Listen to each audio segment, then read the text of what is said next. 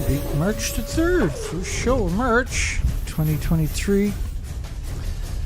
And I'm going to be your host tonight somewhere. Dana Durnford. I'm also known as the nuclearproctologist.org.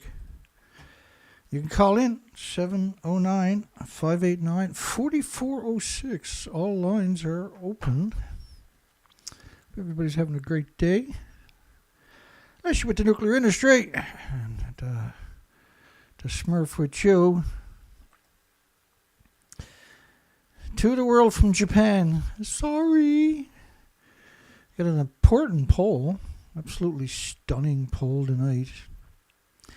Has nuclear power plants, radioactive fallout, compromised the food supply worldwide for all species? So apparently, after 80 years of letting the industry get away with genocide, we have now compromised the integrity of the food supply, the oxygen, and the water worldwide, and it's permanent. I know, bummer. So the best we can do is hold the nuclear industry accountable. And so we need to all work together to create a law that if you're pro-nuclear, you have to work at Fukushima for the rest of your life, which typically is very short if you're working at Fukushima. All those in favor, give us a thumbs up. All those in denial, give me a thumbs up. You'll come around eventually. We know you will. We're just going to run through a bunch of headlines from today, nuclear headlines, just to kind of like a warm-up. You know how like a singer, do, re, mi, fa, sol, la, where you're like, do. Poland commits to nuclear power. Poland's got no money, for goodness sakes. $20 billion for small modular reactors. It's just, the best way to explain it is it's posturing, right? They're not going to do it because renewables are wrecking the nuclear industry every direction you look at. Support for nuclear energy grows in Congress. It's quite disturbing how the nuclear industry has taken over the governments of countries worldwide. And they've been doing it for 80 years. They're very good at it. But it still doesn't, like, they might be good at that, but they're no good at creating nuclear power plants. They just can't seem to.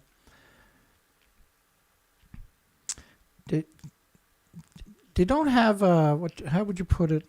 The enthusiasm. They don't have the moral compass. They know it, and so they don't have the enthusiasm either. So developing new generations of nuclear power plants. Now, we've covered these stories like this before about Poland.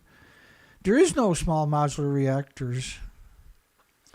So Washington voted 365 to yes to 36 no votes on Wednesday, the bipartisan nature of the bill. But this is strictly bought and paid for politicians, but there's no meat behind what they're trying to, or there's no way to come to fruition. Like last year, there was 507 gigawatts of renewables versus the nuclear industry worldwide lost 1.7 gigawatts. So 507, I've done the math on that, by the way, is equal to around 725 large nuclear power plants came online in renewables. Would have been the equivalent in just 12 months. Nuclear can't compete with that. And so that's double the current capacity of all nuclear worldwide after 80 years, which is 365 gigawatts. It does not emit greenhouse gases. It never stops emitting the greenhouse gases. And they just regurgitate the exact same narrative over and over, and it's pathetic. Come on, admit it. It's pathetic. It's pathetic. He said, I've been fascinated to see how bipartisan advanced nuclear power has become. Well, when you throw money at all these people, right, you'll get their vote, but it doesn't come to fruition. Just because you got a vote, it's just posturing. That's all it is. So Joshua Freed, who leads the Climate and Energy Program at Third Way, center-left think tank, a climate and energy program, a pro-nuclear. In other words, they're pointless, right? They're just another money grab for the nuclear industry The nuclear industry got lots of money to throw around to these organizations because they're hoping one of them will give them a break, but it never comes to fruition. It's pathetic. Every time we look at nuclear, it's pathetic, right? The people are pathetic. They literally don't have the enthusiasm. They don't have any righteousness. There's nobody in the nuclear industry worldwide that the world recognizes or sympathizes with. They don't have a spokesperson. And the spokespeople they're using, like Bill Gates and that, who the hell is going to sympathize with these despicable creatures, really? Left for dead uranium mines are being revived as the prices soars. Well, you can't revive uranium mines because, Yellow Cake, Sprout, Physical Trust, and a few other pop-up companies have bought up the physical uranium, created an artificial demand. So they bought up the physical uranium, but they didn't sell it. So now some mining companies have to go back and dig up more uranium because there's none available, because some speculators have bought up the physical uranium and is waiting for prices to climb. This is what actually happened over the last couple of years.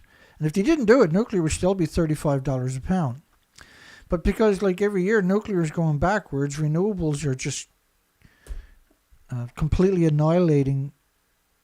Renewables annihilated, say, last year, 2023, 725 large nuclear power plants, the equivalent in renewables, versus nuclear lost 1.7 gigawatts, which is a little over 2 large nuclear plants to the grid. So there really isn't any competition. It's strictly speculating. It's very dangerous posturing and speculating, but it's never going to come to fruition. When we see that now, it's very clear. It'll be a short list of when villagers in England feared a nuclear dump proposal. Now, that's a real threat. Plans for new ways of atomic power is not factored in local concerns over the safety of the waste sites to scheme. And these are the right names for these things, schemes. And United Kingdom, they want to bury it under the ocean. And if you've been around a long time, or even for quite a bit, or even a small amount of time, you'll quickly realize United Kingdom nuclear industry they're the lowlifes of the industry. They really are. There's not a single one there that you would want to have for a neighbor. There's not a single one there that, if you got ran over on the side of the road, there's not a single nuclear person would stop and try to help you. I'm not kidding you. I'm not making it up or anything like that. There's a disconnect, right? They're the most vile creatures, and not people, the most vile creatures you'll ever come across. And we've seen a lot of them, and there's no maybes about that assertion. Fighting plans to dig a $50 billion nuclear waste dump. So you got $50 billion just sitting there, and not dollars, but sterlings. So you got all this money sitting there for a nuclear dump, but they keep trying to put it in a community where nobody wants it, and that way nobody ever takes it. And the idea is the nuclear waste is splitting atoms. That's the problem with nuclear waste. It's splitting atoms, and the atoms never go away. They're released into your community. Your children are breathing it. You're breathing it. It assimilates into your food supply and into your children's diets and into your children's lungs and in all the species. And that's the plan worldwide, is not to come up with a solution. Nobody has an actual solution. Because putting it down in a hole in the ground means it's going to melt down at some point, and then it's going to eventually erupt back into the environment. They have all these prospective sites for an English geological deep repository. Again, these are all right on the coastlines, as you notice, and they're all meant to be under the ocean. And they're all going to be directly in communities that don't want them. And so the communities will have a referendum like everywhere else, and the referendum will always be no. And they say, oh, well, it's going to take us another 5 or 10 years to find another place and do geological research, and they will have another referendum, and then that community will say no, and then they say, oh, well, and because they got 50 billion euros or 50 billion sterlings, the interest on that each year allows them to play that game. And what they're trying to do, they're not trying to come up with a solution. They're trying to exterminate all the species. The best way to do it is not come up with a solution, because this stuff is always hemorrhaging into the environment from the splitting of the atoms. All the Reactor fuel pools are hemorrhaging radiation into the environment. Ocean and soil influx of nuclear contaminated wastewater. So some of these cartoons are fantastic. And this is nuclear wastewater going into the ocean. But there's 400 plus nuclear power plants worldwide. They all got huge pipes going directly into the ocean where they're pumping what's considered legal radioactive emissions. They also every nuclear power plant has dumps, and they're incinerating the waste, but you can't destroy the actual isotopes. You're liberating it back into the environment.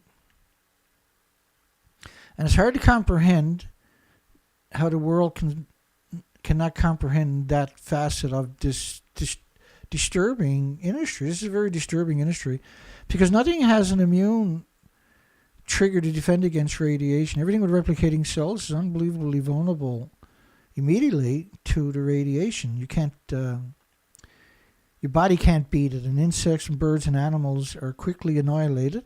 And this is why in the last 80 years you can trace the decline of all the species to the nuclear industry. Japan has started its fourth round of releases of nuclear contaminated wastewater from Fukushima, which is quite interesting. That's their fourth dump into the ocean. That's the official story. The official story is there's no nuclear meltdowns. This is a model by France at 1 million to 10 million atoms per cubic meter of air of cesium-137. Cesium-137 will pulse energy about 600 feet. It'll pulse it right through your house and out the other side, the radioactive fallout. And that's what I mean by this poll we have tonight. Has the nuclear power plants radioactive fallout compromised the food supply worldwide for all species? You can see I got 17 viewers, so I'm not sure where everybody came from, but that's pretty amazing. 17 people on my show. Oh, man. I'm not used to that many people. That's crazy. I'm starting to get a little shy here, a little self-confident. The lens, nuclear power can help mitigate climate change, but the 2011 Fukushima disaster plays on people's minds. They like to show you that picture. It's hard to comprehend nuclear when you look at a picture like that. But if you actually look at a picture like that, and you see the fuel pools, which had around 4 decades of reactor cores, and the reactor cores are at the top of the buildings, you see it's gone, and that's Unit 4. Now, the official story is that Unit 4 never lost any, never melted down and never lost any radiation into the environment. But the reality of it is it lost all of it. The tanks were built, by the way, to distract you away from looking at stuff like that. See, they're not going to show you that picture and say everything is in the tanks, because that doesn't work. And so they just show you these long shots, and then people are like, oh, well, it's nuclear. I don't know nuclear, so I don't care about it.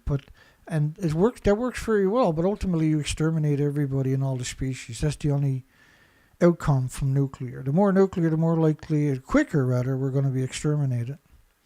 And right now they got us bent over the proverbial barrel. Artificial intelligence solves a huge problem holding back fusion power.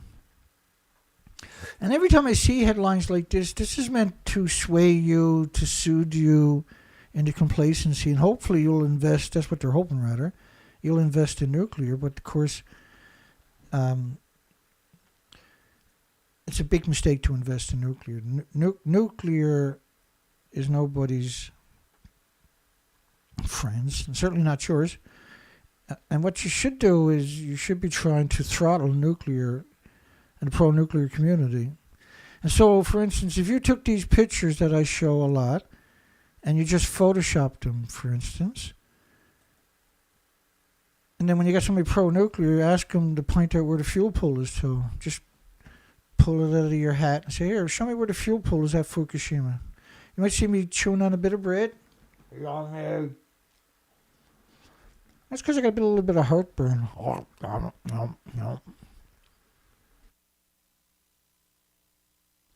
Just give me 1 second here. I got to do a whole bunch of yump, yump.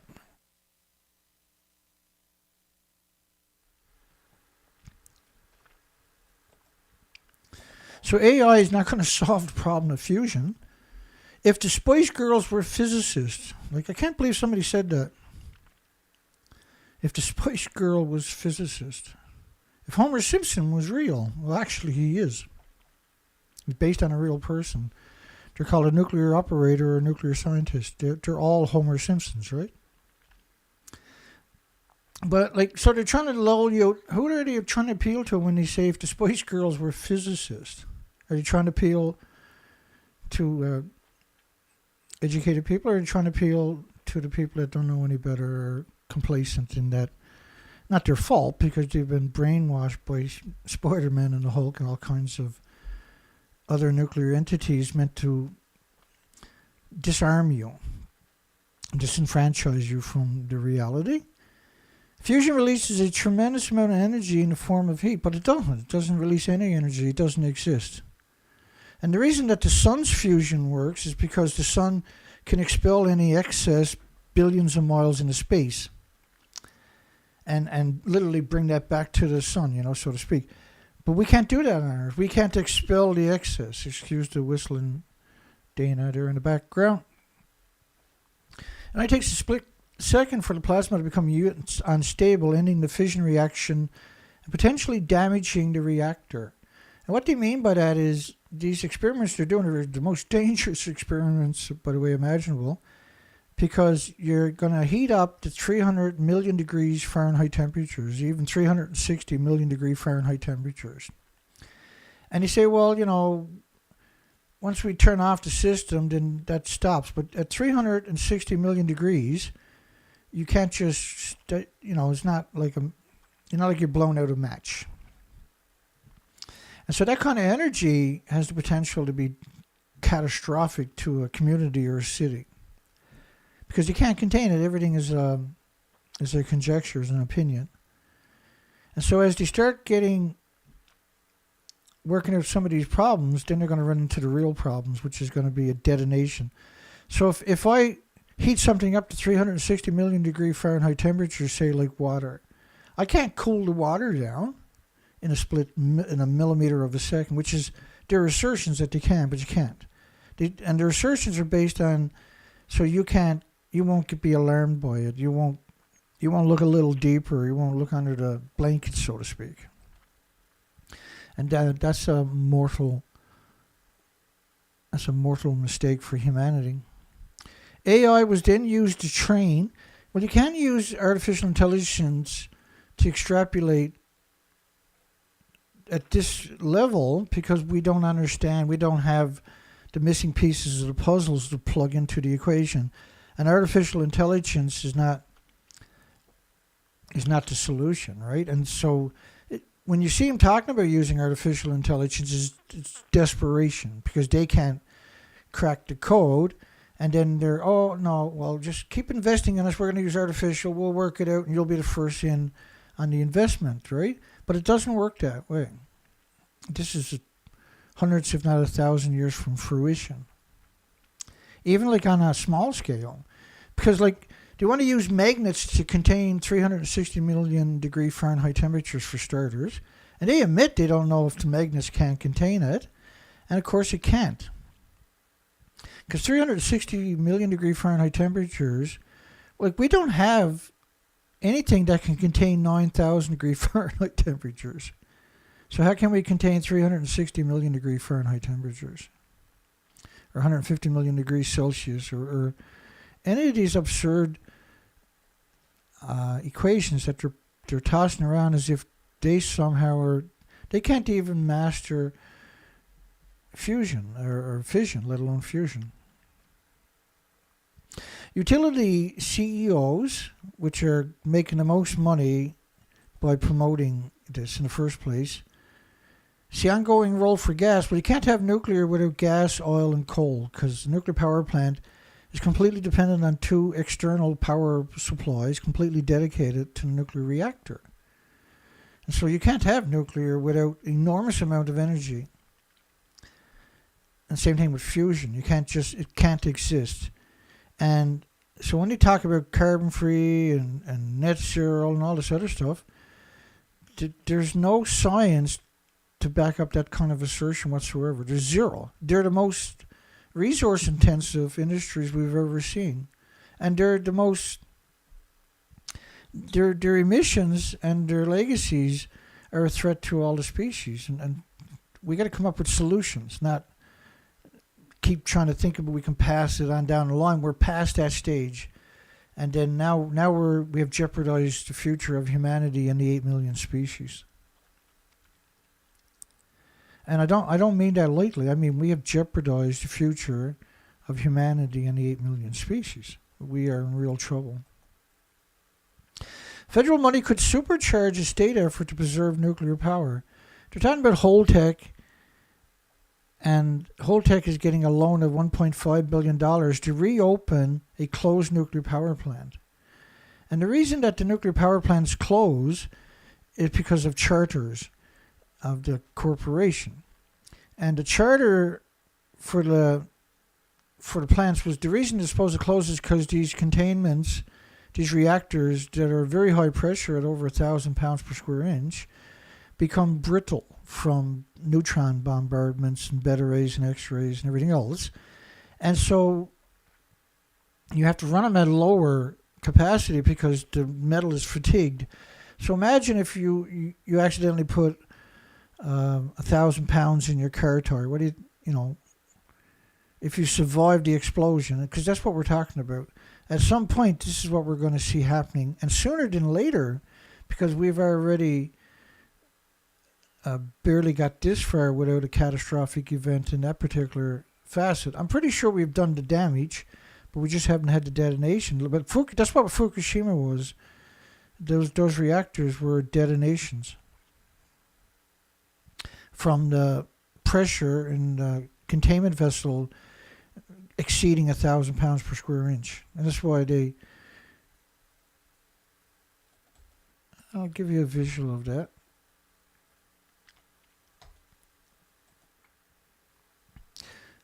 So you can see there's nothing left to reactor 4, for instance. But this is the media's, and that's just a fraction of them, telling you that they're in that fuel pool at the top of the building and there is no top to the building. How is this acceptable? And why did the media ever take a chance like that? Why would they pretend something like that?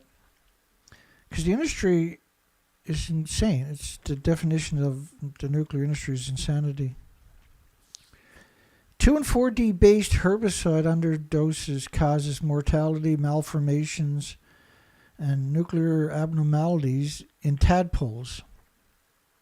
I didn't actually read that tonight, unfortunately. But that's what nuclear does. Nuclear is 1 billion times more efficient at doing the exact same thing, but it does it to all the species. And it does it forever. Whereas herbicides will break down eventually. Nuclear doesn't. And this is Eric Prince, who created a mass genocide machine known as Blackwater, mercenaries. You see, the United States and the British nuclear arsenal is not tuned up and ready despite Vladimir Putin's warnings over Ukraine. Which was, now Vladimir Putin, Justin Trudeau, Angela Merkel, many other current, past, present, future prime ministers and presidents were what they call young global leaders from the World Economic Forum. Associated with the World Economic Forum, which is a Nazi known as Klaus Schwab, who somehow or another is running the Billionaires Club and has vastly influenced our governments and has compromised our democracies, which we're not really democracies, we're republicans.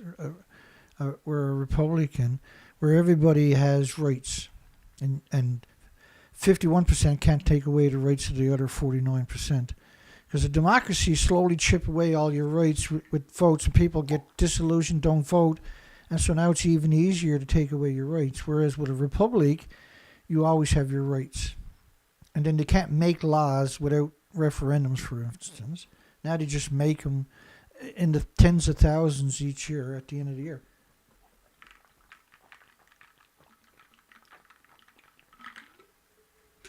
I forgot to turn down the audio, my apologies. U.S. reactor fuel maker gets $2.7 billion in funding bill. $2.7 billion. billion in funding, again, to make nuclear fuel. And they're like 90% of that's going to go to administration. It's just a big pit that destroys your ability to have a future. That's all nuclear actually turned out to be. And because we have 80 years now of hindsight to look at it, then that's evident to everybody that is paying any attention whatsoever. Requested by the White House, but if you took $2.7 billion and put it into geothermal, we would solve any of the issues we got, and that'll be the end of it. It's that simple. And $2.7 billion in just, whatever you spend on nuclear, for instance, and it takes you 10 or 15 or 20 years to come to fruition, just to build a plant, for instance, you can have triple that capacity in geothermal in 12 to 24 months. So why would you even look at nuclear? And then nuclear, every time you take fuel out of the reactor, you're going to put it in a fuel pool where it's splitting atoms, and those atoms are hemorrhaging into the environment 24 hours a day. And all nuclear power plants, except for very few, which are in cities, are surrounded by farms, active prime farmland. Because that's how they poison you. The whole industry is a genocidal industry. The DRI to investigate nuclear link in Pakistan-bound vessel, where they're allegedly shipping, I think it was Chinese nuclear waste, don't quote me on that, or Chinese nuclear material that could be used for bombs. That's the narrative they're now pushing. Their scientists turn to artificial intelligence to address challenges with nuclear energy. Again, they're talking about fusion, and again, this is simply doesn't work that way. The reason you say this is because they're not smart enough to do the basic stuff on their own. And if you look at nuclear and you look at fission, which is nuclear power plants or fission, and then you look at fusion, which is the so-called holy grail, but the holy grail is actually geothermal. What you quickly learn, though, as you go down the rabbit hole, is that the nuclear industry has no innovation whatsoever since the last 80 years. And that all their designs are based on 80-year-old designs. They haven't come up with anything new. They haven't been able to make anything any better. And in fact, they make it much worse. But there's nobody in the nuclear industry is enthusiastic. There's nobody this is fantastic. We solved this, we solved that. And there's nobody in the nuclear industry that the people worldwide recognizes, right? They roll out the most vile people, calling NuScale as some kind of hero to the nuclear industry turned out to be quite the Dutz. Bill Gates is Terra Power is the exact same thing, because they don't have anybody in the nuclear industry that can look somebody in the eye and say, yeah, we solved all these problems. They don't have anybody, and so they roll out the very wealthy, because for a lot of people that's influence, but it's not solutions. See? And their desperation after Fukushima was really, which has now gone into just hyperdrive of desperations. And this is India's fast breeder reactor. So a fast breeder reactor is, everyone that we've seen in history has failed to melt it down, basically. And the fast breeder reactor is making plutonium so they can harvest the plutonium to make more fuel, basically. And this is the most terrible idea imaginable. So, because India mostly has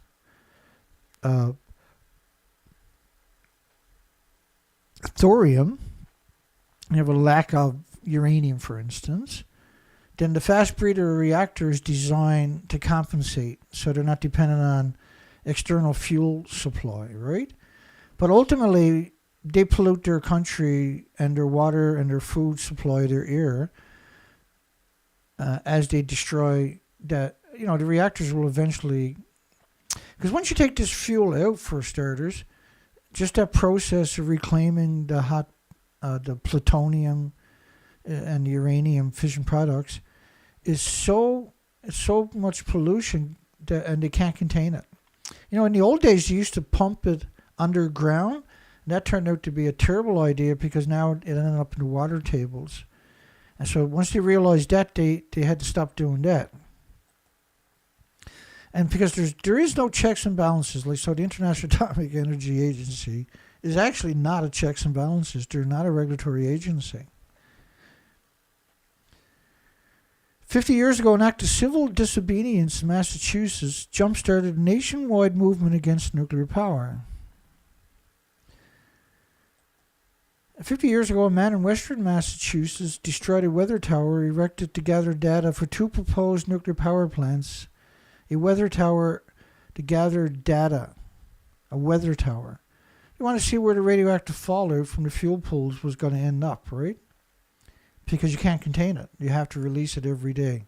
The fuel pools are boiling off about 120,000 liters of ridiculous amount of radioactive water per liter. It's hard to comprehend how lethal a liter of water from a fuel pool actually is.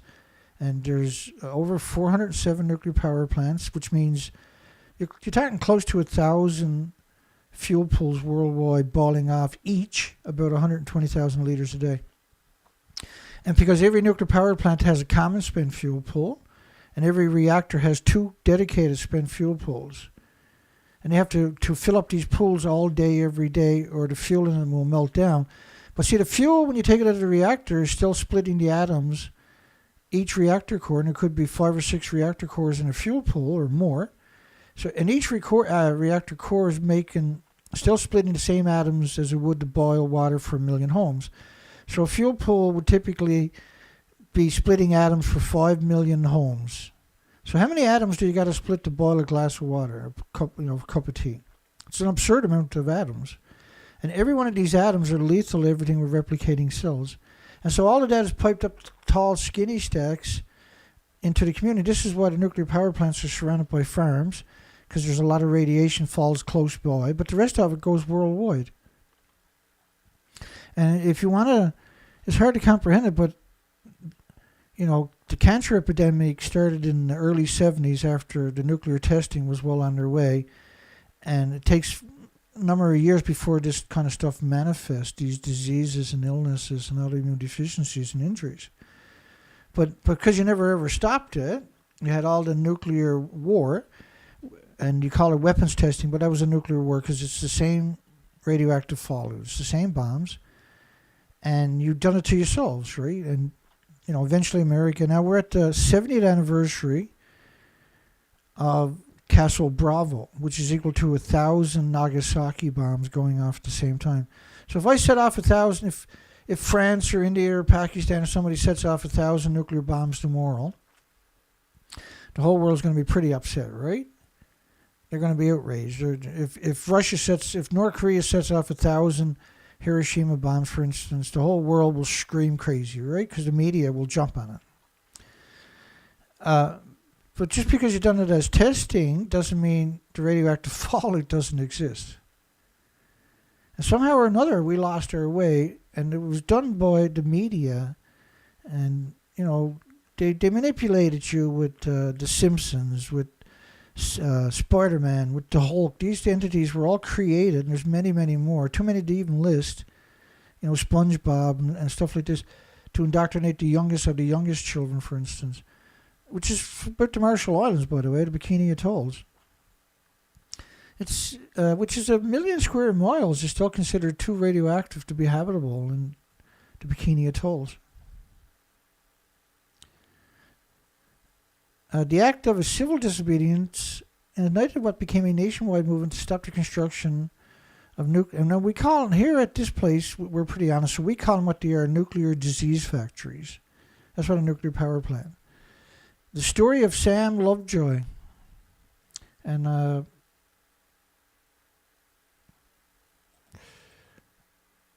couldn't find the rest of the story, so I moved on.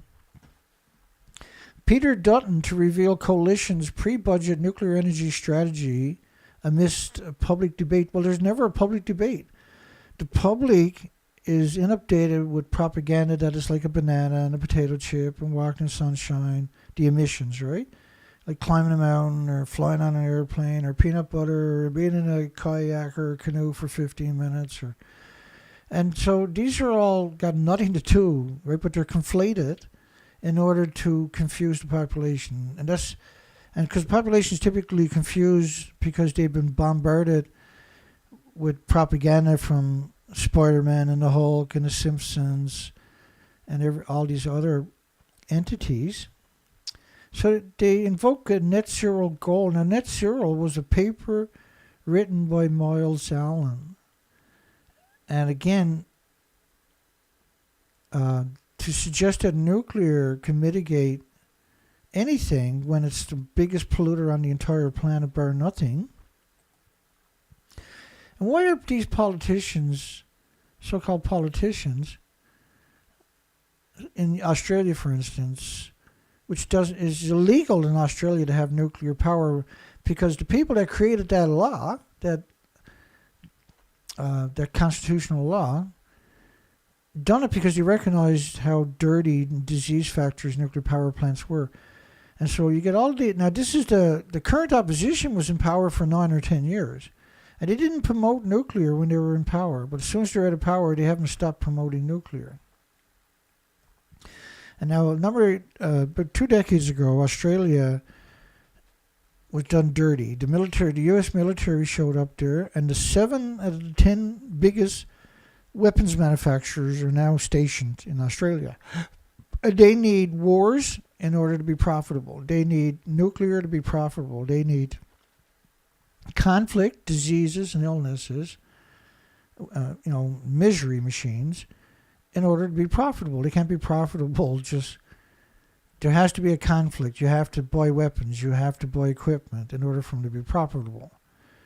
And so allowing 7 of the 10 biggest weapons manufacturers to be now set up in Australia, so Australia's going to spend $360 billion, they say, which we always know it'll be at least double that, on nuclear submarines. Australia, nobody cares about Australia. No one's going to war with Australia. Australia, even if somebody does go to war with Australia, nuclear submarines, which are not going to have nuclear weapons, are going to be no benefit to them whatsoever.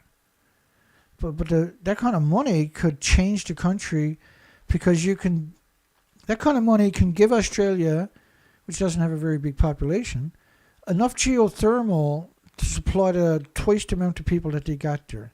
And can all be done in 5 or 6 years. And that kind of wealth they don't have sitting around. And so that's coming out of people's pockets every month now, and their energy bills and taxes and everything else. And so you're destroying the country for an industry that does nothing but destroy countries. Now the worst of it is your own parliamentary members are doing it to you for a misery machine known as the military-industrial complex. And that's simply, and again, they're invoking net zero, right? So this has now become the song and dance of the nuclear industry that is somehow has redeeming qualities that everybody understands doesn't. Prime Minister witness initiation of core loading of fast breeder reactor. That's India. And remember the victims of the 70th anniversary of the Castle Bravo test. Castle Bravo. I actually got a little video there, I do believe. Let me see if I can find that. I can find some things some of the times, but I can't find everything all of the time.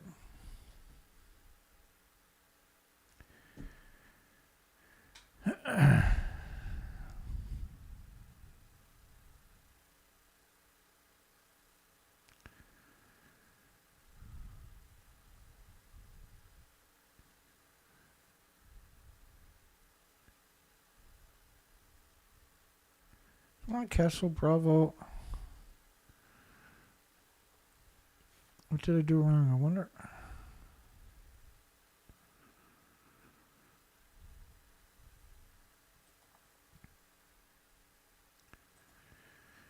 So, Rock, what do you mean by Dana's Banana Shack? Do you got any idea how hard I work here? This is a serious subject. Why would you say something like that about me? Is what I do funny or something for you? Am I like a joke or something?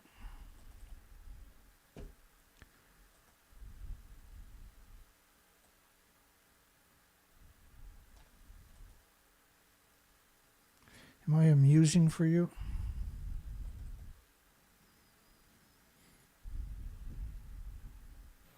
The whole picture of fallout contamination becomes of increasing importance stuff like that, with high-yield weapons. In one program, let me turn the volume up.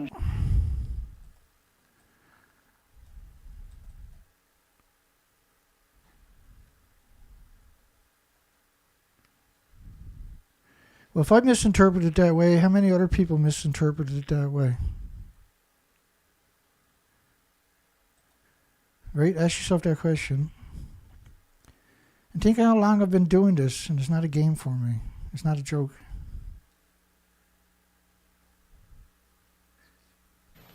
The whole picture of fallout contamination becomes of increasing importance with high-yield weapons. In one program, drone ships were sent into fallout areas to evaluate the worth of a washdown system for ship decontamination. We found we could measure fallout even in large ocean areas by making aerial surveys using extremely sensitive radiation detection equipment and with surface craft such as tugs and destroyers. As a result of these measurements, we were able to document for the first time fallout data from high-yield detonations. It is now known that fallout from the larger castle shots blanketed areas of more than 5,000 square miles with radioactive material that would have been lethal to unprotected personnel. This one result gives a new insight into a method for using high-yield weapons in both strategic and tactical situations. So one bomb contaminated 5,000 square miles is a lethal dose. So a lot of these tests are done on land.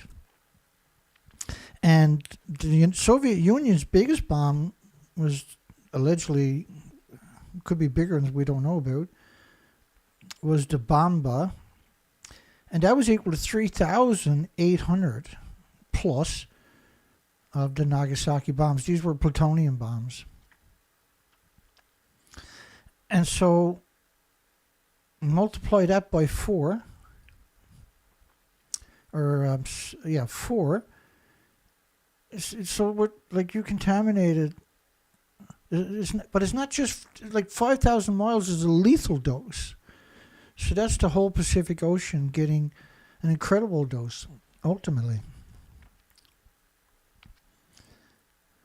Remember the victims of the 70th anniversary of the Castle Bravo tested vaporized whole islands. Now, so it's not just vaporizing the island. It's atomizing and aerosoling, and all the material is turned into atoms. And those atoms are now radioactive atoms. So you took 100 kilograms or something of fission material, but then you vaporized and atomized and aerosol and ionized and radiated an island, which is billions of pounds. And so that's all come radioactive fallout too. This is why there's 1 million square kilometers of these Bikini Atolls, which is not the Bikini Atolls in reality, they're the Marshall Islands. They gave the name Bikini to sway you and to manipulate you and coerce you. Vaporized whole islands. Vaporized entire island, but it's not just made the islands disappear only. You turned it into radioactive fallout. And they knew what they'd done. There was no illusions about it. The bomb was 15 megatons, 1,000 times more powerful than the bomb dropped on Hiroshima. But Hiroshima was a uranium bomb. Castle Bravo was a plutonium bomb, a hydrogen bomb.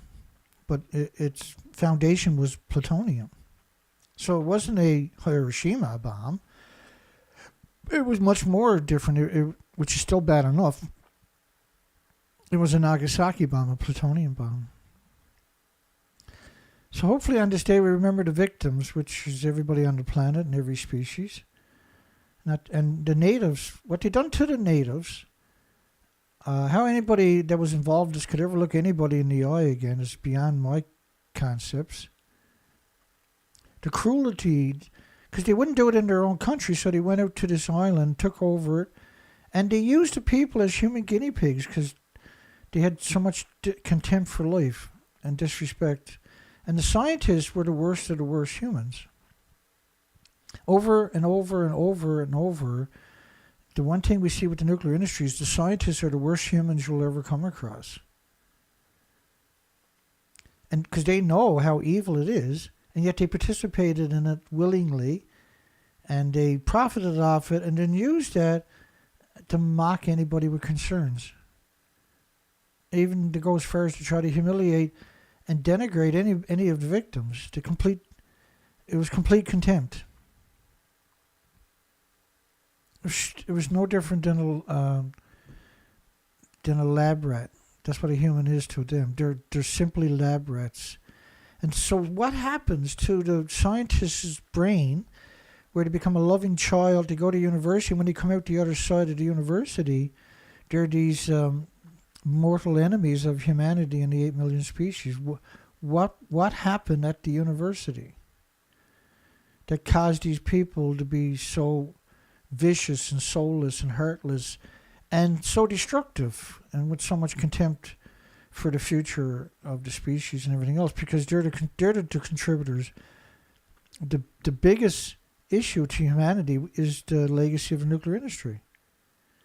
The biggest threat now, the end of humanity, is not nuclear weapons, is nuclear fallout from 1,000 nuclear fuel pools, for instance. And then when you add up the legacy of all the dumping, of all the petrol emissions, of all the, Hanford nuclear site, it's so hard for some reason for people to see the picture. That they freely admit there was 450 billion gallons of nuclear waste, high level, that went through a chain reaction. It was dumped directly into the soil at Hanford, which is right by the Columbia River, which is a huge river. It feeds tens of thousands of farms just downstream. So 450 billion gallons is so difficult because people just have 450 billion gallons. It means nothing to them. It literally means nothing to them. So when you do the math on it, there's 1,000 gallons in a cubic meter. So think of that as 2,200 pounds, basically. And when you start doing the math, you ended up with an aquarium 6 feet wide, 518 feet tall, wrapped around the entire planet more than once, of just one incident in just one site. And there's 1,000 of these entities out there done the same thing. But if you go look at the nuclear industry, it'll try to convince you that all of their waste can fit into an Olympic-sized swimming pool. That narrative's been going strong for about 50 years. And nuclear's never put, the people that perpetrate it are always the same people. There's 100 of them. And the people that lie to you are the same people. They're with Unsclear, they're with IRPA, they're with the ICRP, they're with Unscleared, they're with International Atomic Energy Agency. In fact, let me play a little clip of Kathleen Higley, and she talks about this 100 people. And they're the people that are making the rules and regulations, and these are the worst humans. These are the worst humans you'll ever come across.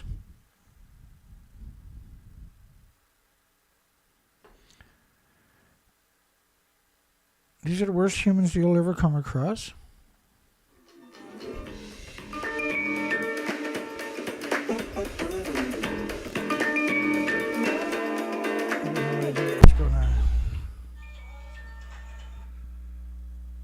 Yeah, hi there. Hi, Dana. Yeah. It's Gord here. Yeah. I was just posting some things on your thing, and may I talk a little bit about that? Oh, on YouTube. Posting my chat. Well, hang on a second. Do you want me to put you online? If you like. Yeah, hang on. Go ahead, try that.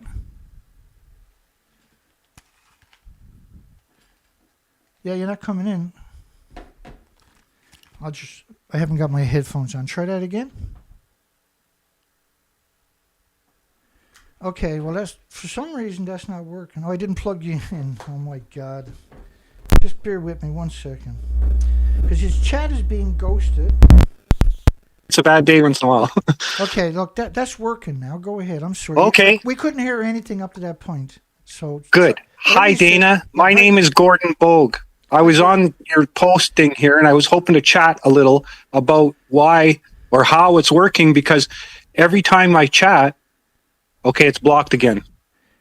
Hang on. You're Brody Love.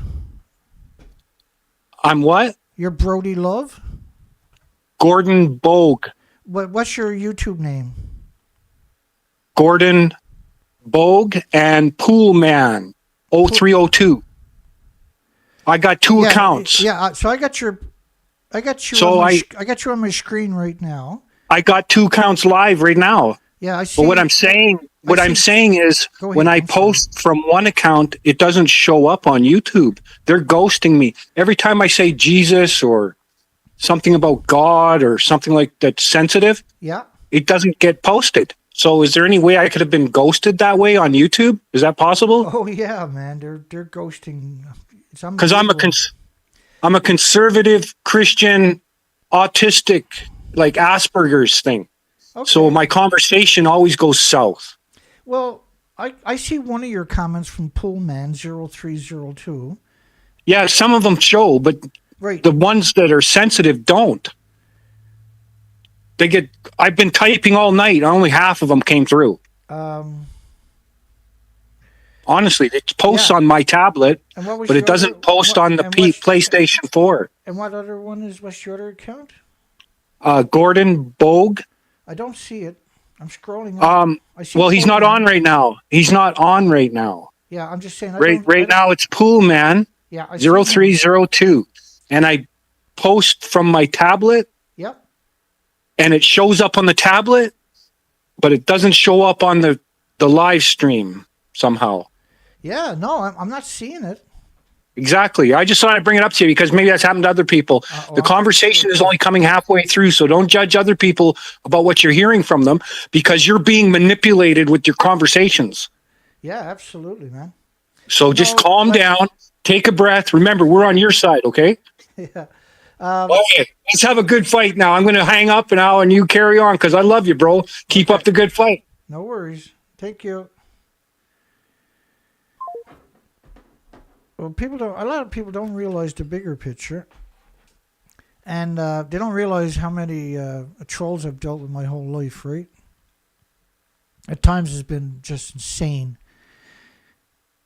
And so I'm very suspect of anybody that makes light of anything. That irks me because it's not a game for me. It's a lot of work, and I work all day, every day, 7 days a week. And I've been doing it for over a decade straight, nonstop. And so one of the tricks the nuclear industry is known to do is they create counts, they come in, and they're usually, start getting along with everybody. And by they start inserting propaganda into the narratives. And it's done in increments over time, but it's a very effective tool to infiltrate the comment section.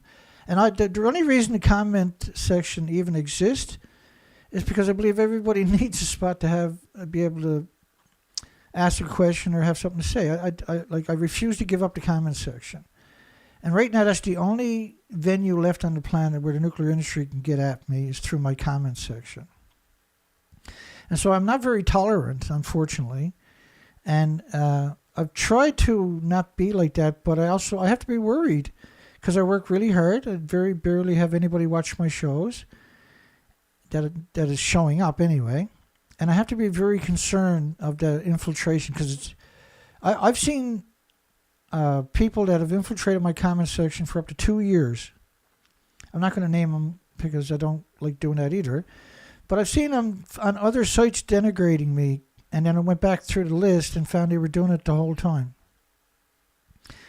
And so they would come in the comment section and they would, start making friends with everybody. And some of them would start asking for email addresses and other stuff. And I'm trying to protect a few good people that exist left on my planet that are genuine, right? And so sometimes I don't have I have zero patience for a lot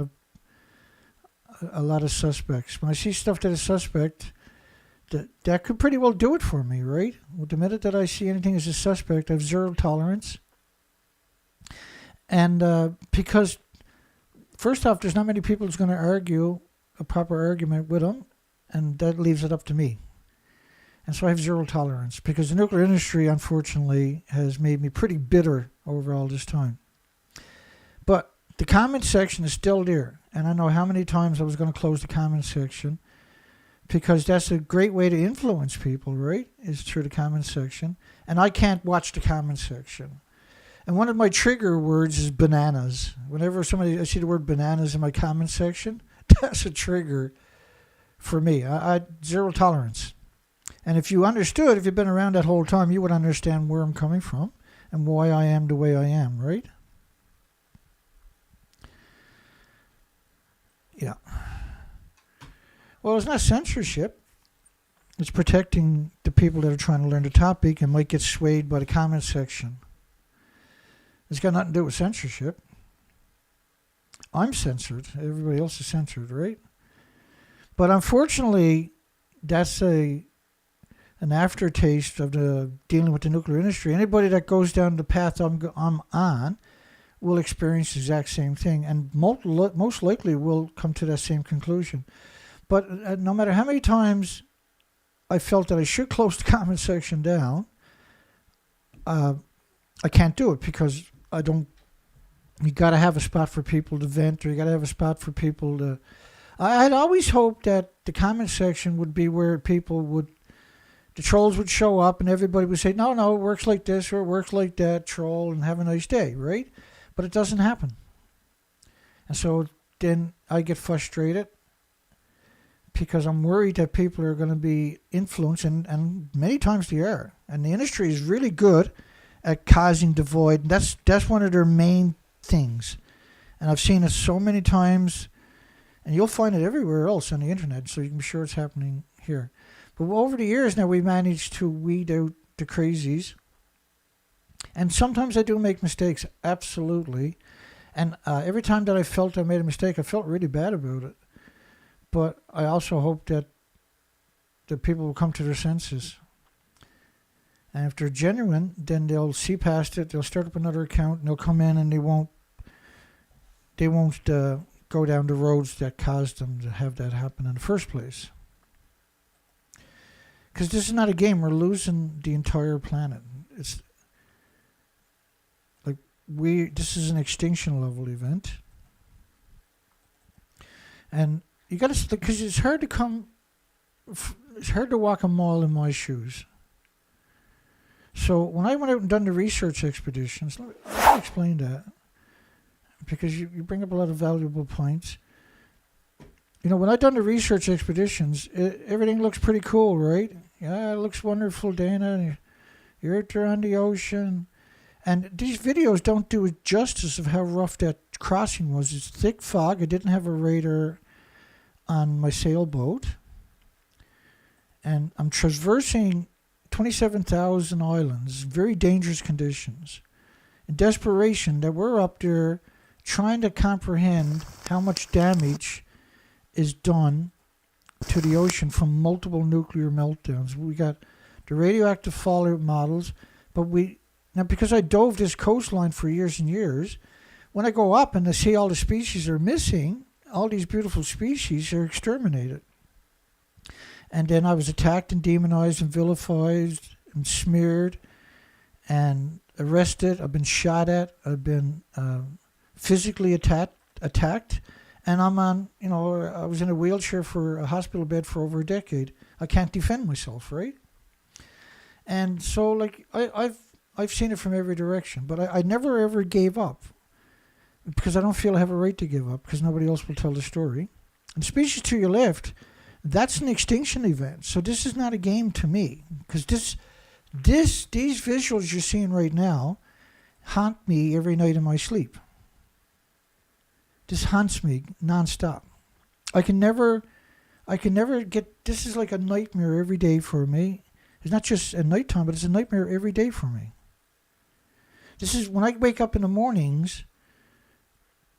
This experience of 6 years, 4 to 5 months a year on the ocean, and seeing this extinction event, and then I'm the bad guy because the industry is so influential and so powerful. And it's hard to appreciate. I've been dragged into court. 16 times? I've had gag orders, 6 different gag orders at a time, for up to 3.5 years at a time against me. Gag orders, so I couldn't talk about some of their assets. It was about protecting their assets.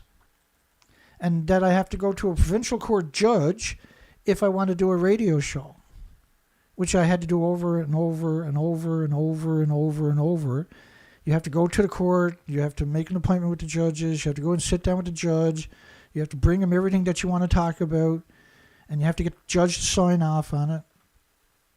When I was arrested, when I was convicted of something that I didn't do, I went immediately to a provincial court judge and got to talk to the provincial court judge because I brought him the information, and convinced the provincial court judge to remove most of the restrictions so I can get back out there and do the research. Because as the judge soon realized and came to the same conclusion as me, was that this is an extinction event. And the judge didn't make me come back the next day to get the new papers where the restrictions were removed. Told me to come back in 1 hour because his clerk was personally going to stop what they were doing and go out and get my paperwork done so I can be free to do the things that were important. And that's how strong my case was. But the reality of it was, for 3.5 years, for instance, whenever I wanted to do a radio show, I had to go get a provincial court judge to sign off on what I was going to say. And so I don't think people understand what this industry has tried to do to me. They always try to drive me away, right? But this is an extinction event. I don't have a right to give up. I don't have a right to quit. Everybody else can quit. Everybody else can go away. Everybody else can go, fuck you, Dana. Everybody else can, I don't give a fuck. Everybody can do it, and they do. But I can't. I don't have a right. And when I was out there, I swore that I would never give up. Nothing would drive away. Nothing would make me stop. There was no entity out there that could take me off the path that was laid out for me long, probably before I was born. They picked up 30 million one-ton bags. Try wrapping your mind around this statement. But they didn't stop growing food. In fact, they're so arrogant, they grow food right alongside the one-ton bags of radiation, shipped it and poisoned everybody and everything they could. So, this is an evil. This is a level of evil that we have nothing else to compare it to. We don't have any other industry in the entire planet to compare this kind of evil to. The war machine can't hold a penny to this machine. This is an extinction event. And that the people that are in the industry are not motivated by righteousness or a moral compass, but by greed and by hatred for everybody and everything. And so, the world, 55 countries banned the food from 14 prefectures for a decade, but not Canada. Canada removed all restrictions after 93 days. So billions of pounds is sent every year, and each of these prefectures are creating about 1 billion pounds of radioactive food, and a lot of that is shipped to Canada because Canada was one of the few countries that didn't have restrictions. So they flooded Canada, and everybody in Canada ended up getting sick.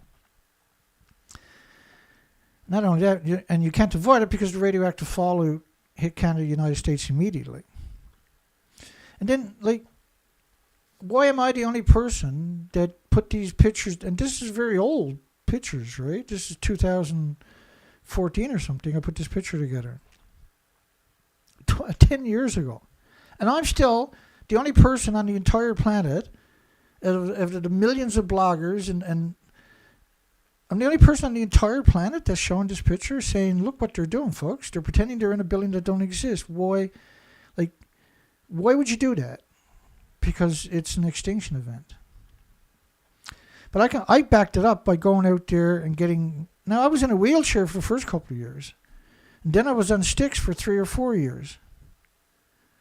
Because first I was in a hospital bed for a decade, and I had no choice but to go out there and do the research because nobody else would, and I didn't know how to do it. But I went and done it. And it was impossible. Every port I went in, I would have to find a taxi to do everything for me because I couldn't do anything myself. And in a severe storm, I lost my wheelchair over the side of the boat. And now I'm faced with an impossible question. Do I give up and go home, find another wheelchair, and eventually find my way back out there? But if I lose momentum, I'll never find my way back out there. And it was so hard to fund this for so many years.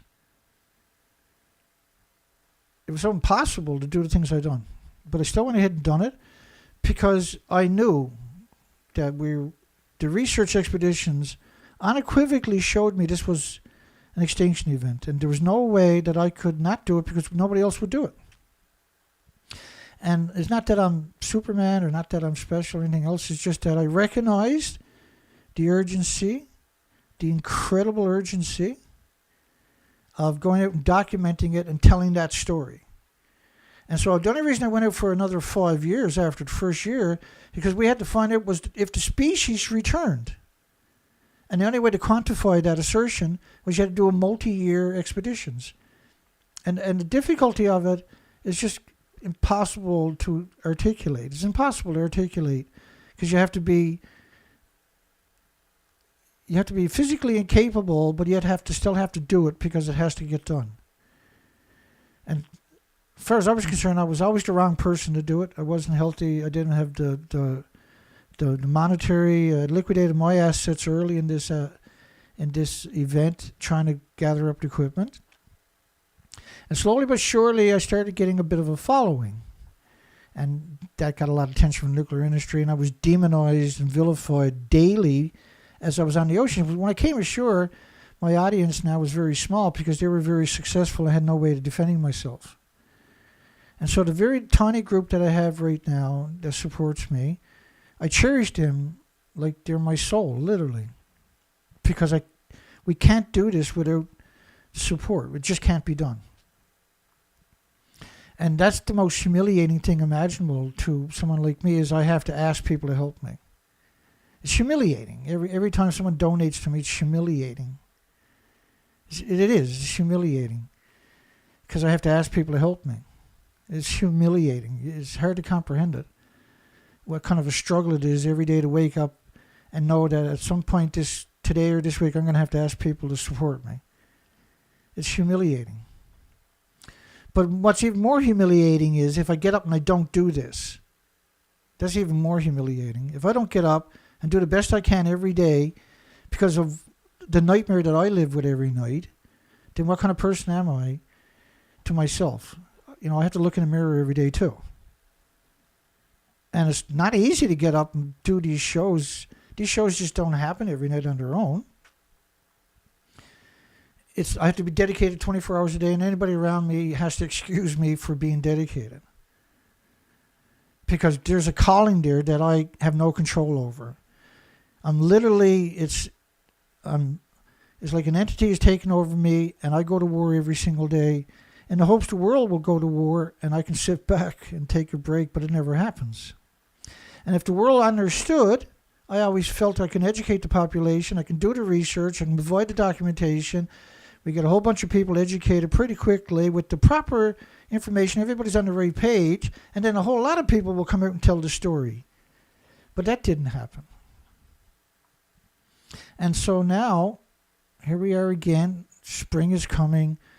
I'm struggling to put together, to keep the operation I got floating and keep the operation I got in working conditions. And everything is breaking down.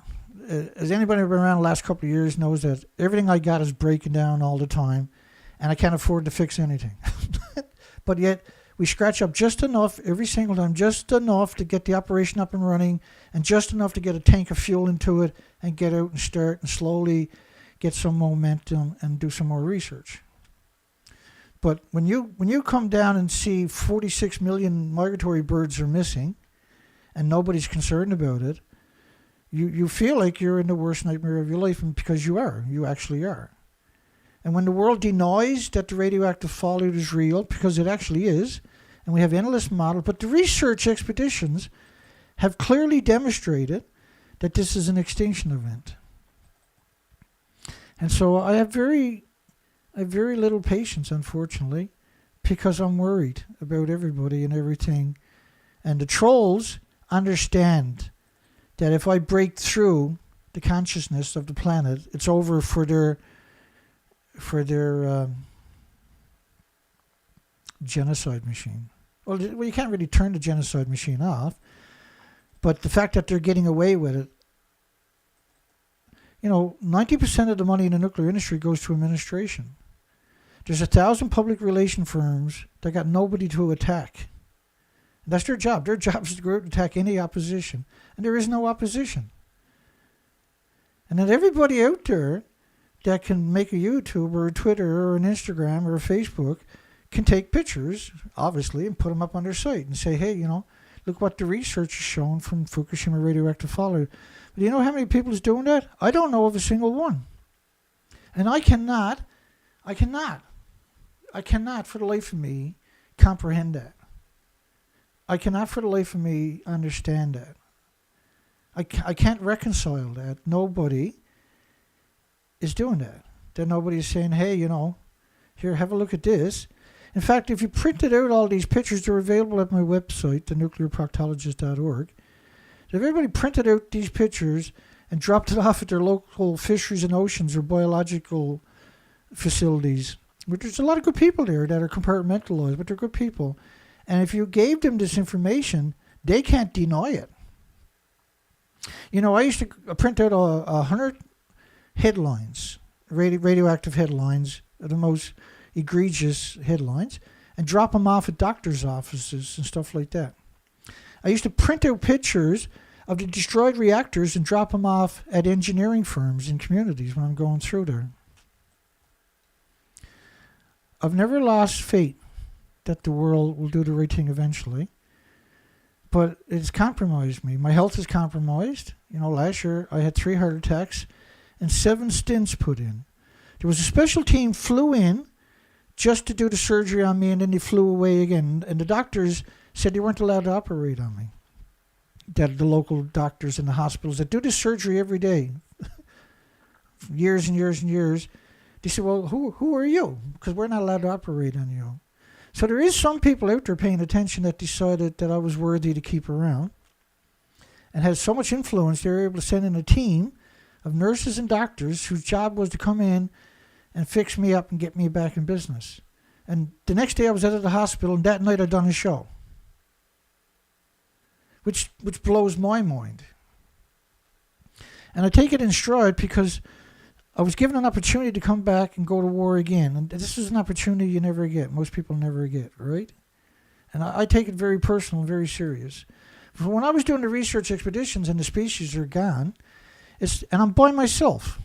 And the world has demonized me and attacking me and vilifying me, and they're just having their way, the nuclear industry, and whittling away at my supporters.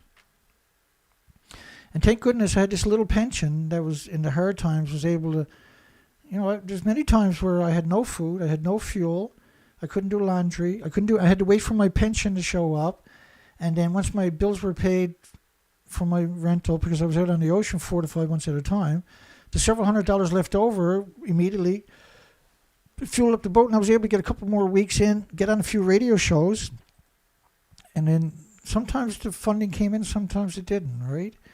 But I still had to get out there and research it because we had to see if the species recovered. And that, I don't think that's ever going to stop traumatizing me. I don't see how that can ever stop traumatizing me. Because that's a nightmare I live with perpetually. This is a perpetual nightmare for me.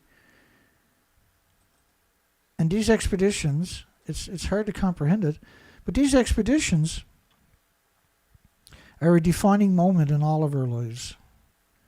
Because we cannot deny the truth. We cannot deny that the fake being in the reactors. We can't deny, despite the fact that the official story is these reactors didn't melt down. The official story is that these pictures are not real. The official story now is that they didn't pretend they were in the building, despite the fact that they pretended they were in the building as of last year. The official story, despite the fact that France put out the studies of 1 million to 10 million atoms per cubic meter of air of cesium-137, my goodness, backed up by actual academic studies. You got other studies of the entire Pacific Ocean radiated in just 6 years. You got other studies of the entire planet buried in Neptunium-239 in just 20 days. And yet the world thinks, that there's no adverse side effects. There was 865,000 extra cancers in the first year in Japan. Cancer is just one of the many illnesses and diseases, not immune deficiencies and injuries and illnesses from radiation. Everybody's still in denial. Well, there's no adverse side effects, Dana. They grew food in a nuclear wasteland right alongside of 1-ton bags of radiation. There's nobody outraged by that. There's no other bloggers. There's no mainstream, no alternative media out there saying even that. And if I didn't put that picture together, if I didn't mock up the communities that were banned by 55 countries for 10 years, that map wouldn't exist. Is that not a powerful map? Is like that map over there? That's the countries that are the prefectures in Japan that were banned by 55 countries for a decade. Is that not an incredible story? Just that story alone. Because of radioactive fallout. But officially now, there was no radioactive. They picked up 30 million 1-ton bags, but officially, none of this happened.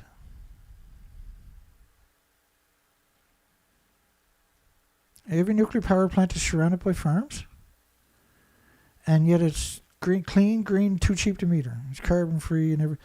You hear all of these stories, but I used to print out these headlines like this here. The International Atomic Energy Agency admitted there's no such thing as a safe level.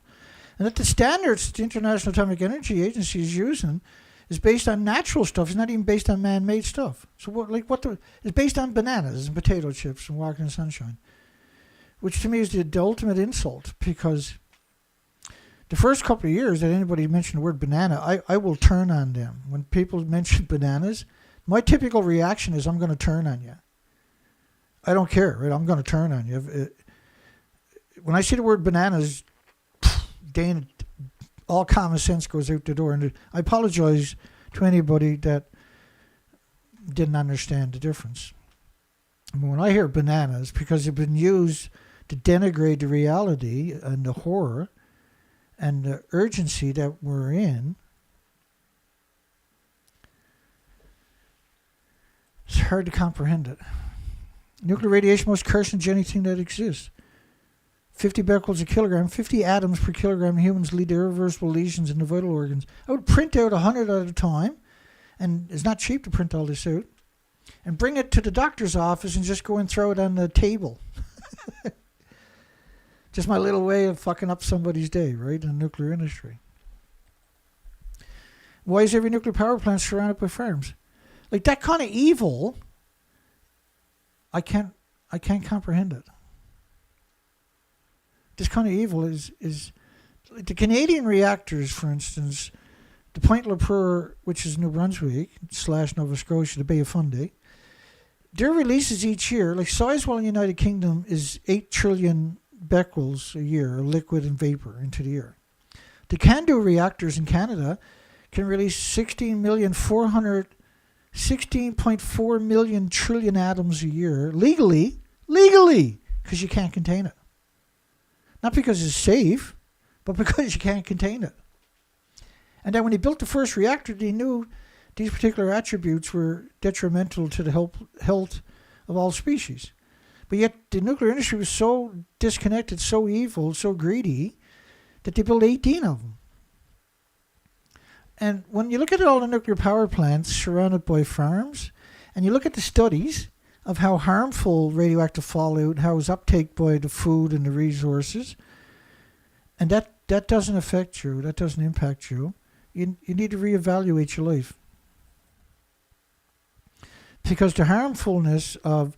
So anthropogenic man-made radiation is 2 billion times more toxic than industrial poison. I know that's a a cliche for some people. But 2 billion times more toxic. Would you give that to your child? So if I had a pill that was 2 billion times more toxic than cyanide, would you let your child play with it or handle it for a few seconds? No, of course not, right?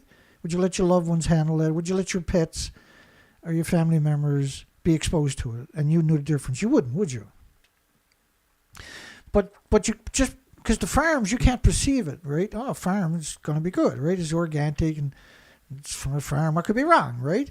Well, the first question you always got to ask yourself is it within 100 miles of a nuclear power plant? That's the question you need to ask yourself. Or is it on planet Earth post-Fukushima? Is the next question you're forced to ask yourself. These are frightening questions.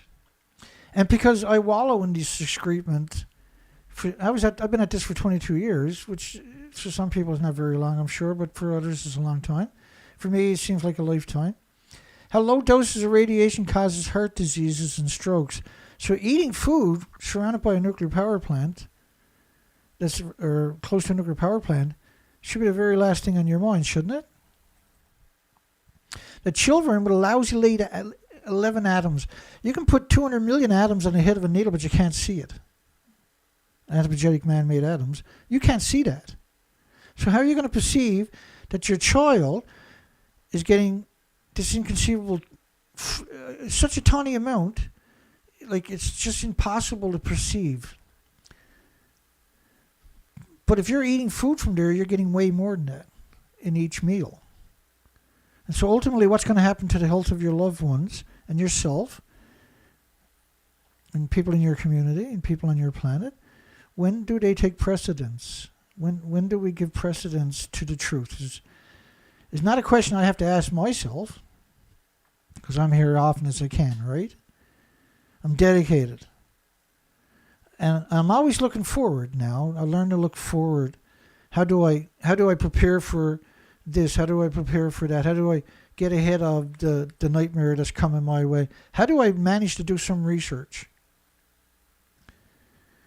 But I have all this.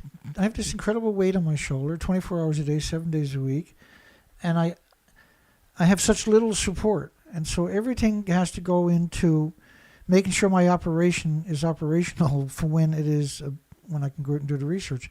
And I have a lot of monkeys on my back from the nuclear industry. A lot of 800-pound gorillas on my throat, so to speak. 50 becquerels a kilogram, which is 50 atoms pulsing energy every second for millions of years. Think of it that way, because that's the better way to think about it. That's the more appropriate way to think about it. In humans, adults, lead to irreversible lesions in your vital organ. So if you went to the supermarket and you were going to pick up some food, right? And it says, well, this has 100 becquerels a kilogram, and 50 becquerels will lead to irreversible lesions in your vital organ. You're going to put that back on the shelf because you're going to read it and you're going to, well, I don't want that in my house, right? But you're never going to see that on your food packages, despite the fact that you should, because every nuclear power plant, except for a few of them, so just on their own, all these nuclear power plants worldwide are a threat to the existence of a human experience, right? It's hard because I'm stressed out all day, every day on this topic. I read all these stories, and I come here every night to keep the story alive. I sometimes I'll cover news cycles, sometimes I cover this. The weekend I covered a headline, or I grabbed this. I was going through whales and birds and insects and die-offs of animals and all this other stuff. And when I got to the whales, there's a new story, and I was debating whether it does that show tonight or that show on Thursday. I'm probably going to do it, obviously not tonight, but Thursday. The scientists now acknowledge there's 7,000 humpback whales. 7,000 humpback whales. 7,000 humpback whales that died of starvation since 2000. I can't remember the date because there's a bunch of other stories I was thinking about. So 7,000 humpback whales died of starvation. So radioactive fallout covers the whole planet. This model is 19.5 days. And this is why you see Fukushima's global warming, because it was the tipping point. Because instead of an invisible snowstorm covering the planet, 'cause that's the way, think of it as an invisible snowstorm covering the planet, and that every snowflake is an atom, and every atom is pulsing energy 600 feet. And we've been doing this for 80 years, these invisible plumes that you can't perceive. So when I seen the headline, 700 whales, they say climate change, right?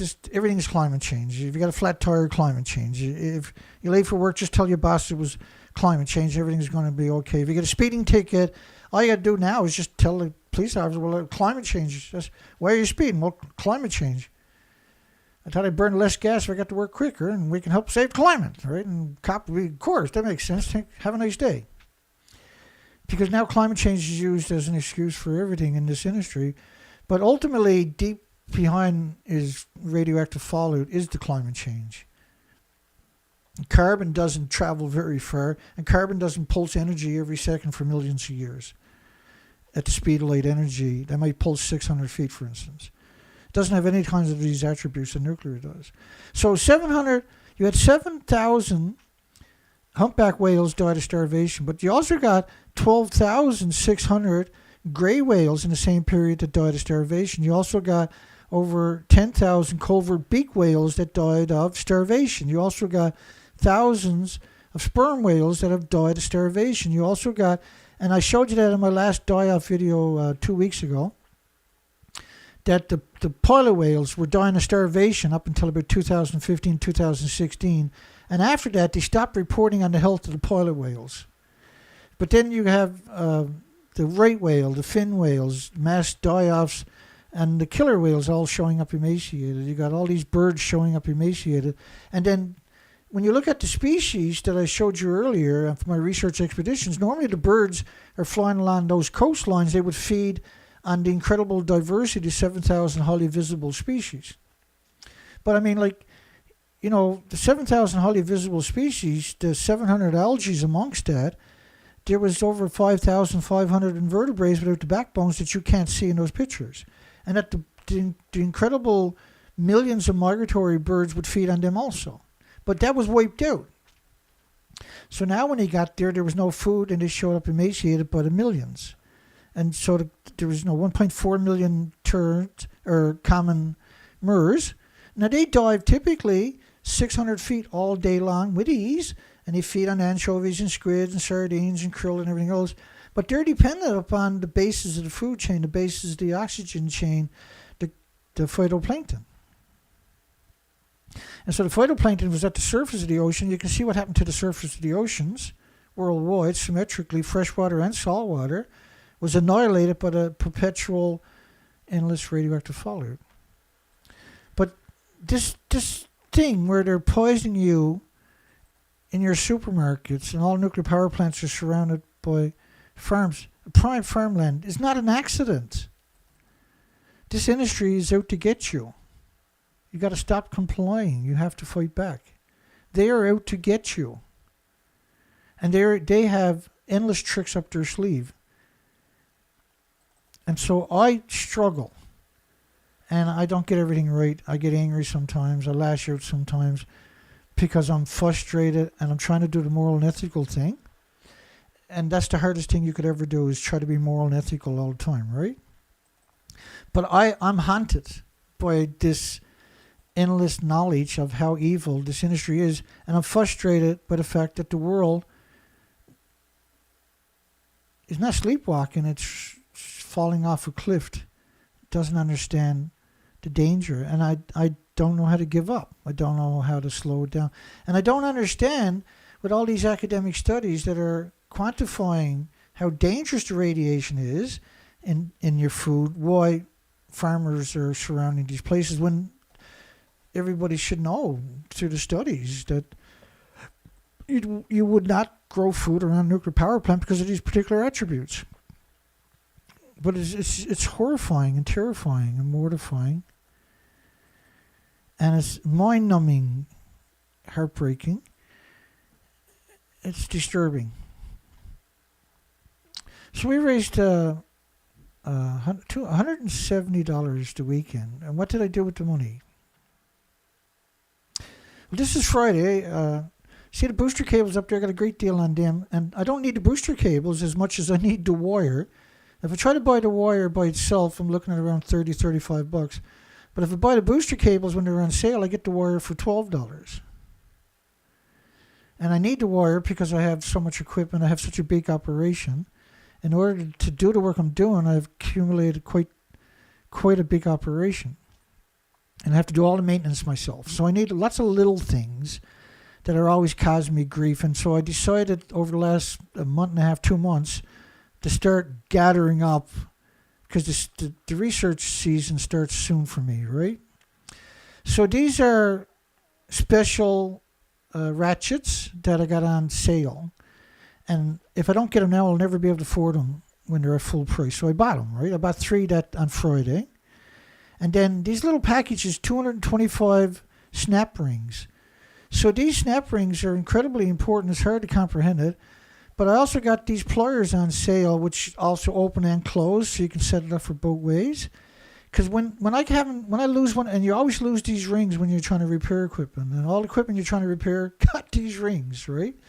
And so I get this on sale, and I could not, my brain couldn't rest until I said, I need a big package, because every year I run into this problem over and over and over, every single year.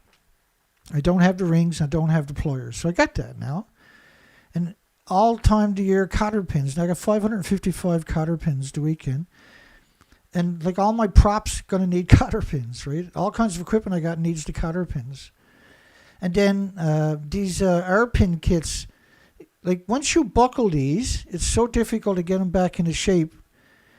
And so to get the whole kit, 101 pieces, to me is unbelievable. Just that alone on its own takes incredible amount of traveling, looking for these things later when I can't find them or I break them, right? And it's the same thing with these lock pins. Comprehending this stuff is so valuable to me. This is today, these pictures, because Stephen Young donated another 50, and I got all of these straps for less than $50. And it's hard to appreciate, because my trailers and that and the equipment that I use, you need to strap everything down. So I set up a whole new E-track system. Still not 100% complete, but bloody well close. And these were on sale for less than half price, so I went for it, because I'll never get the opportunity to buy them again. 4,000-pound pulley block. Now the pulley block I needed is $65. I can't afford it, right? I can't, because I can buy all this other stuff for $65. I can't justify spending the $65 for the snatch block that I do need, right? But this will make a big difference for me. So I got that one for $8, for instance. I got another set of cables, because it's hard to comprehend that all of my boat and all the wiring has to be redone this spring. Because I done all the wiring on my boat 7 or 8 years ago, right? 9 years ago or something. I have to redo it. I usually do it every 3 years, but I have to do it all again this spring. Now I got almost all the wiring bought, but I couldn't afford to buy the number 4 wires. These are thick wires. I need that wire in particular is going to go for my outboard kicker, because it's an electric kicker. And right now I was using booster cables, but I don't always remember to take the booster cables with me, and I'm sick of being out there because I can't pull the cord to start it, right? Even though it starts pretty good. And right now all of these, all my nuts and bolts are in a couple of the 3 big pans. And so you got to pull through all of it. And I'm tortured. It takes you forever to find a washer or a nut or a bolt. And I got packages of it too. So now I decided I can get that for about $14. I went for it, because normally they're $35. And that's going to make my life a lot better. But it's going to take like a whole day for me to sort through all this stuff. But see, that's my personality, right? Is I think about how do I not have to jump in a truck and take off and look for these little tiny parts like I've been doing for years and years and years. And I seen this opportunity to start buying it in bulk and keeping my eye on sales, and that's what I went and done. So this diamond sharpening block is good for all kinds of tools too, right? It's got 4 different grids, a 200, a 300, a 400, and a 600 grid for sharpening. And it's hard to comprehend how useful something like that is unless you're like me, where you have this huge fleet of equipment and you have to maintain everything yourself. So it's I don't think people realize how dedicated I actually am, or how steadfast. The only thing important for me is fighting for everybody and all the species, because at some point the world will join and we'll do it, and I'll literally just disappear because there'll be so many people fighting back. And that's my dream, that the world will make Earth's last stand. This is Earth's last stand we're making. We are in an extinction level event. And I showed you the documentation for those assertions just a few minutes back. And to me, it's not a game. And to you that are here regularly, it's not a game. And to those that are able to support me, it's definitely not a game, because you don't support me for something to do. You're doing it because you get it. You understand it. You see the big picture. And I say 30 million one-ton bags. There's about 60 million tons Some say 60 million. of contaminated soil that's being stored, planned to be stored, outside the 30 million one-ton perimeter bags, fence. So if you took a one-ton bag and put it in the back of a pickup there's about truck, that's a 60 one-ton million bag. tons. If you put that in the back of a pickup truck, each one of them will fit in a one-ton pickup truck. And if you put those pickup trucks bumper to bumpers, that's 5 rows of traffic bumper to bumper wrapped around the entire planet, which was only 3% of the land where they scraped up a few centimeters of the surface. And allegedly that's considered cleaning up, which is absurd to suggest that actually is. But that was the effort they put in to manipulate you. And when you finally stopped looking, they dumped the bags and started growing food in it, which defies any rational period. Like if I wrote a book pre-Fukushima with the story we're telling tonight, nobody would buy the book. Everybody like, oh, that's crazy. That'll never happen. That's insanity to suggest it, Dana. And so they have free reign on us. Like, I'm going to play this clip of the media telling you that they're in a building that doesn't even exist. And for some reason, that doesn't outrage people. For some reason, that hasn't went viral. When I shipped that to Greenpeace, I sent that to Greenpeace and all the other groups, Beyond Nuclear, the rest of them, all they had to do, because they have a lot of followers, was play that video a single time. That was the end of the nuclear industry, literally right there. That would be the very beginning of the end of the nuclear industry. Where I'm standing is on top of what used to be reactor building number 4. The whole of this building was blown apart by a huge explosion. We are here inside Reactor 4 at the Fukushima Daiichi nuclear power plant that was severely crippled during the earthquake and tsunami of 2011. Of the decommissioning work taking place here in Reactor 4.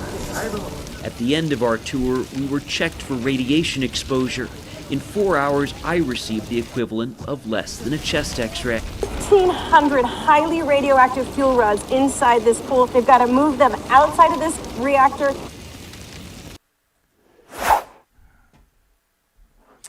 And again, right? I apologize, everybody, because I'm trying to tell a story. And that wasn't the story I wanted to tell, but that's the story I end up telling. Is the world needs to fight back. You need to fight back. You have to find the courage and find the energy, find the fortitude, and the ability to somehow help tell the story, to help break the consciousness of this planet, because we're being exterminated. Not maybe. We're being exterminated, and from many different ways on top of that. But this is the most dangerous one. And how anybody can sit in silence, how the media can go out and do that to us, and do it with such contempt and such glee, is gut-wrenching. It's absolutely, unequivocally gut-wrenching. And I think I just burnt myself out, and probably you too.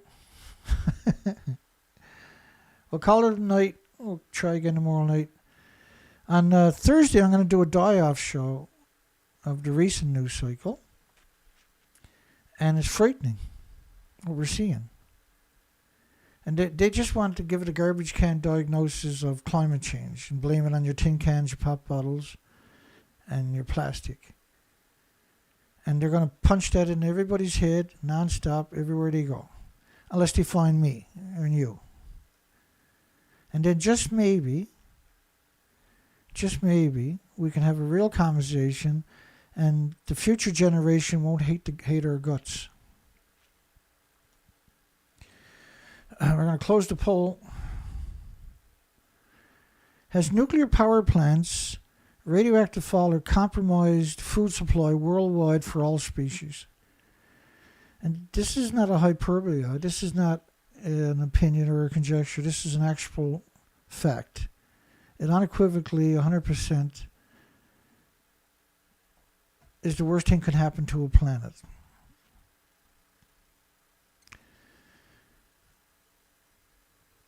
We'll see everybody tomorrow night. We're going to put some music going here.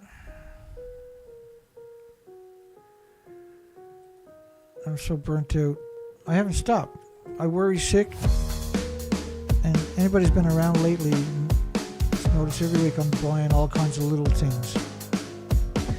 Because my operation is very old now. All my equipment is really old. And the only way to keep the operation working is I gotta have all kinds of little pieces of equipment to fix stuff, because I can't keep up with it. And I'm not going anywhere. I'm not giving up. I'm not going away. And I'm not going to lose either. We're going to win the battle. And I have to get smarter. That's exactly what I'm doing.